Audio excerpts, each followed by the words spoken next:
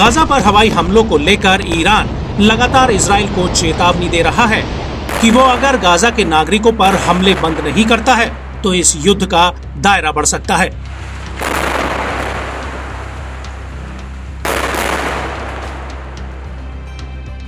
दरअसल ईरान के विदेश मंत्रालय ने इजराइल को तुरंत गाजा पर हमले रोकने की चेतावनी दी है, लेकिन इसके बावजूद इजराइल के पीएम बेंजामिन नेतन्याहू ने कहा है कि वो हमास को खत्म करने के बाद ही ये युद्ध रोकेगा।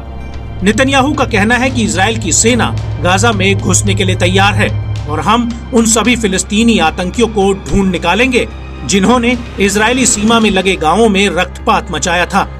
हालांकि ईरान के विदेश मंत्री हुसैन आमिर अब्दुल्लाहिन का कहना है कि अगर इजराइल ने अपने हमले नहीं रोके तो क्षेत्र में अन्य लोगों के हाथ भी बंधे नहीं रहेंगे।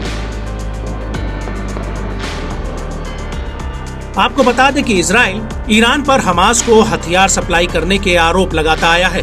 हालांकि गाजा अटैक को लेकर ईरान का कहना है कि गाजा हमले से मिडिल ईस्ट में विद्रोह के नए फ्रंट खुल जाएंगे, जिनके जिम्मेदार अमेरिका और इजराइल होंगे, जिससे युद्ध का दायरा बढ़ जाएगा। लेकिन बड़ा सवाल ये उठता है कि अगर ईरान की युद्ध में एंट्री होती है तो इजराइल और ईरान दोनों में से कौन ज्यादा ताकतवर होगा।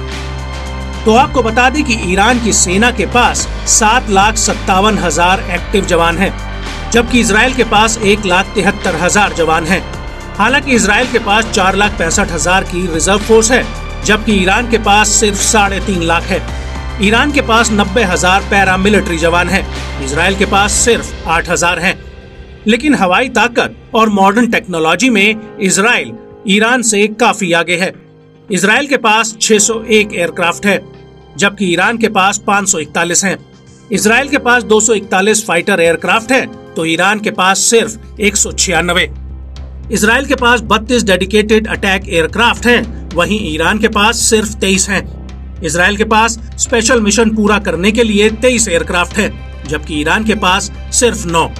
इजराइल के पास 40 लड़ाकू हेलीकॉप्टर हैं, जबकि ईरान के पास सिर्फ 12 हैं। हालांकि इजराइल के पास बख्तरबंद व्हीकल्स 69,685 हैं, जबकि इजराइल के पास 56,290 हैं। ईरान के पास 4,071 टैंक्स हैं, जबकि इजराइल के पास मात्र 2,200 ही हैं। लेकिन इस खतरे को भांपते हुए ईरान और लेबनान को रोकने के लिए अमेरिका ने पहले ही अपने 2 युद्धपोत इजराइल के समुद्र में तैनात कर दिए हैं, जिनमें भारी मात्रा में गोला बारूद, हथियार और लड़ाकू जेट्स हैं, जो बाइडेन के एक इशारे पर ईरान और लेबनान पर कहर बरपा देंगे।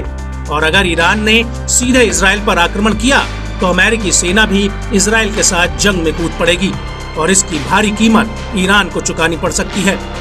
हालांकि अन्य अरब देशों को इजराइल हमास युद्ध से दूर रखा जाए, इसके लिए अमेरिकी विदेश मंत्री एंटनी ब्लिंकन लगातार मिडिल ईस्ट के देशों का दौरा कर रहे हैं। एंटनी ब्लिंकन जॉर्डन, कतर और सऊदी अरब का दौरा करके दोबारा इजराइल लौटे हैं।